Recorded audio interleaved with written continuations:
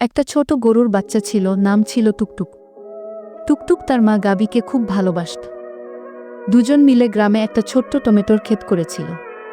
প্রতিদিন সকালবেলা সূর্য ওঠার সাথে সাথে তারা মাটি খুঁড়ত, পানি দিত, আর স্বপ্ন দেখত এই টমেটো বেচে নতুন গোয়ালঘর বানাবে। টমেটোগুলো লাল হয়ে উঠছিল। টুকটুক খুশিতে লাফাত, মা হাসত। হঠাৎ একদিন দুপুরে হঠাৎ করেই একটা পাগল বানর এসে ঝাঁপিয়ে পড়ল সেই ক্ষেতে।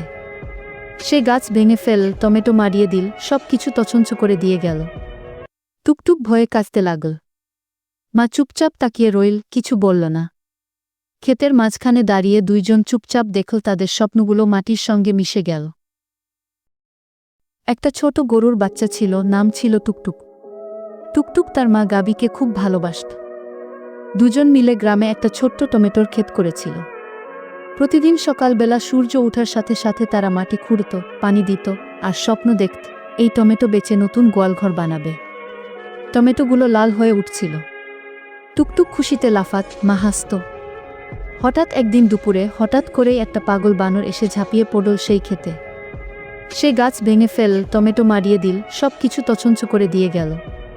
টুকটুক ভয়ে কাঁদতে লাগল। মা চুপচাপ তাকিয়ে রইল, কিছু বলল না। ক্ষেতের মাঝখানে দাঁড়িয়ে দুইজন চুপচাপ দেখল তাদের স্বপ্নগুলো মাটির সঙ্গে মিশে গেল।